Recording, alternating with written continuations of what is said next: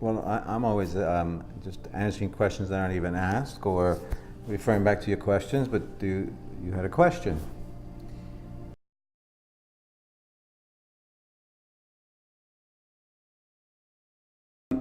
You want to understand something about your brains, unlike your physical bodies, which you experience deteriorating. And there are parts of our bodies that don't regenerate. So it's safe to say that the body may be set up to fall apart.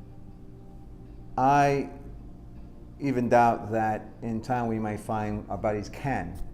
I doubt that this is a permanent way of perceiving. I think it's also created by beliefs. But that being said, your brain stays strong. It's not meant to deteriorate over time. It's not like the way you perceive your body.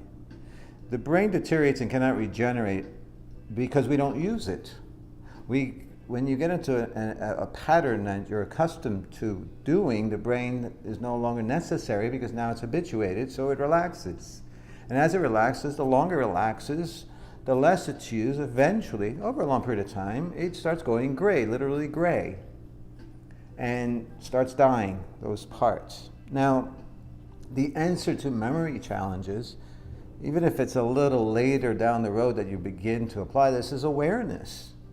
As you practice self-awareness and awareness of the environment around you, staying awake to what's around you, you put less pressure on your brain to work and overwork. See, if you walk around, with your head up your ass, not realizing where you're going and what you're doing, then you're not being informed by what's around you. Because sometimes if I'm going to go do something and I'm looking around, what's around me reminds me of where I'm heading, especially if my mind has daydreamed or wandered into something. The more aware I am, the more I don't even have to remember because I'm reminded by the present.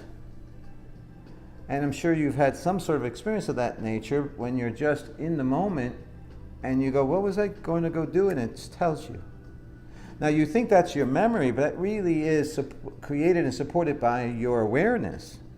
Your awareness and self-awareness and awareness of your environment allows you to gather the information by the environment itself that supports you, so your brain doesn't have to overwork. It's like putting less stress on a muscle.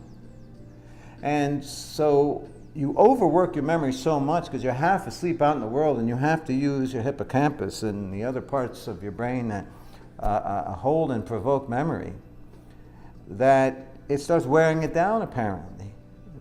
And then with the belief that you can use it. I'm not denying there are genetic setups around Alzheimer's, but at one time it didn't exist. And how did we go about creating it? And I suggest possibly it was created by us living a routine, half asleep, if not mostly asleep life.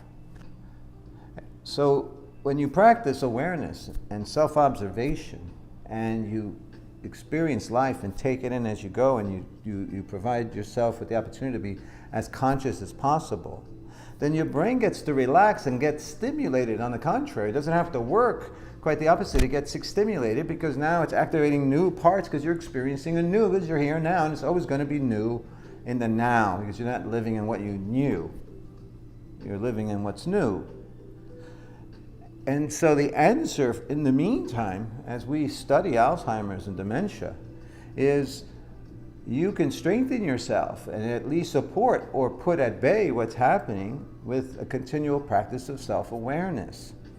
Because it brings energy to your brain, activity to the brain that's new. That gets it going and rejuvenates it. It may not regenerate it, but it builds it, it expands it. You get additional dendrites that now start forming. Your brain could grow forever. For as long as you're here, your brain continues to grow. It's not designed to fall apart. Quite the contrary, it's designed to expand and grow.